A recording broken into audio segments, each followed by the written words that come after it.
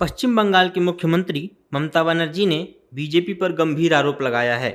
उन्होंने राज्य में सत्ता हथियाने के लिए मतदाता सूची से 90 लाख से अधिक लोगों के नाम हटाने का आरोप लगाया है। हालांकि इस दौरान उन्होंने पश्चिम बंगाल में टीएमसी की सरकार बनने का दावा भी किया है। उत्तर 24 परगना जिले के मीनाखान में जनसभा को संबोधित करते हुए ममता बनर्जी ने कहा है कि आपने बंगाल में सत्ता हथियाने के लिए 90 लाख से अधिक लोगों के नाम हटा दिए, लेकिन चुनाव हम ही जीतेंगे। बीजेपी शासित राज्यों में बांग्ला भाषी लोगों को प्रताड़ित किया जा रहा है, बांग्ला भाषी लोगों को विदेशी बताया जा रहा है और उन्हें घुसपैठिया कहा जा रहा है।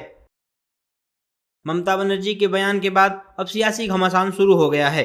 बीजेपी नेताओं ने ममता के इस बयान पर तीखा हमला बोला है और उन पर घुसपैठियों को संरक्षण देने का आरोप लगाया है।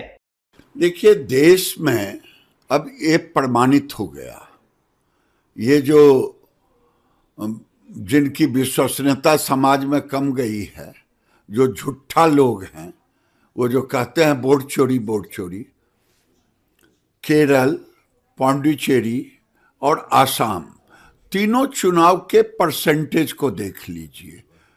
85, 89 आज तक के इतिहास में नहीं हुआ है। और ये बताता है कि चाहे स्टेट SIR हो और चाहे इलेक्शन SIR हो, ये जो गलत वोटर थे उनको निकालने में सफल हुआ। देखिए, एक्चुअली ऐसा है कि ममता दीदी घुसपैठियों के बल पर, जो देश के बाहर के लोग हैं उनके बल पर ये सत्ता में बनी रहना चाहती और योजनाबद्ध तरीका से विदेशियों का नाम जुड़वाने का काम किया। उनकी शासन थी वहाँ पर। अब चुनाव आयोग तो इंडिपेंडेंट संस्थान है और उसने अभियान चलाया और जो गलत नाम थे, तो विदेशी थे, उनका नाम हटवाने का काम किया। भैया, बंगाल का तो शब्द सुनते ही दीदी शब्द से ही ऐसे मुझे क्या, यहाँ पर मेरे जो एरिया में सभी लोग हैं, दीदी शब्द से ही हमको सिहरन सी होने लगी है कि दीदी ऐसे भी हो सकती है क्या।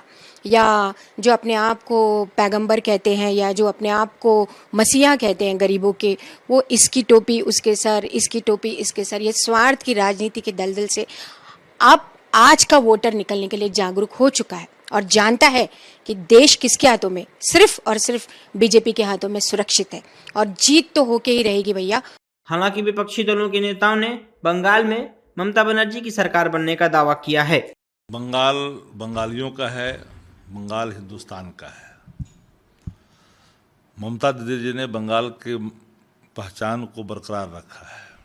भारतीय जनता पार्टी विपक्ष में रहने की लड़ाई लड़ रही है वहाँ, और वहाँ पर ममता दीदी सत्ता में आ रही हैं, मजबूती के साथ बैक कर रही है। देश की नजरें बंगाल चुनाव पर टिकी हैं। 23 और 29 अप्रैल को बंगाल में 2 चरणों में मतदान होना है। साथ ही 4 मई को चुनावों के नतीजे सामने आएंगे। फिलहाल राज्य में टीएमसी और बीजेपी के बीच कड़ी टक्कर देखने को मिल रही है, लेकिन राज्य में किसकी सरकार बनेगी ये तो 4 मई को ही पता चल पाएगा।